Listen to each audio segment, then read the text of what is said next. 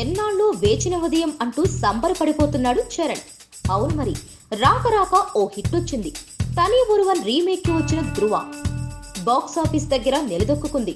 10 ఏళ్ల నుంచి overseas market పై వీర పోరాటం చేస్తూ ఇప్పుడు అక్కడ తన సినిమాని 1 మిలియన్ క్లబ్ లో చేర్చుకోగలిగాడు. ఈ క్షణాల కోసం ఎంతగా ఎదురు చూశాడో అందుకే వాటిని ఆస్వాదించడం మొదలు పెట్టాడు. రిలీజ్ కి ముందే చరణ్ అమెరికా వెళ్లిపోయాడు. ధృవ హిట్ ఖాయమయ్యాకే అక్కడి నుంచి తిరిగొచ్చాడు. వచ్చాక ఇక్కడ హల్చల్ చేయడం మొదలు పెట్టాడు. ఉపాసనతో కలిసి బుధవారం రాత్రి జీవీకే మాల్లో ధృవ షో ప్రేక్షకులతో కలిసి చూశాడు. తనతో పాటు ఉపాసనని తీసుకొచ్చాడు. చరణ్ ని ఉపాసనని చూసి ఫ్యాన్స్ ఫుల్ ఖుషి అయిపోయారు. వాళ్ల సందడి, సినిమాపై రియాక్షన్ కళ్ళారా చూసి హ్యాపీగా ఇంటికెళ్లిపోయాడు చరణ్.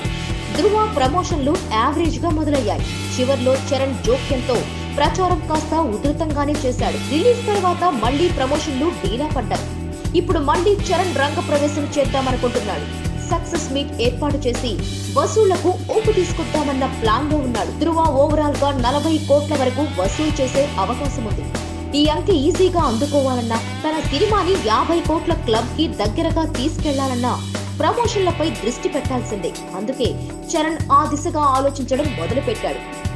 ఇంట్లో షో వేసుకొని చూసుకునే కెపాసిటీ ఉన్న ఉపాసనతో కలిసి థియేటర్లలోకి అడుగు పెట్టాడంటే అది కూడా ప్రచారంలో భాగమే అని ప్రత్యేకంగా చెప్పాలా? Please subscribe. Hi, it's me Purna. Please subscribe.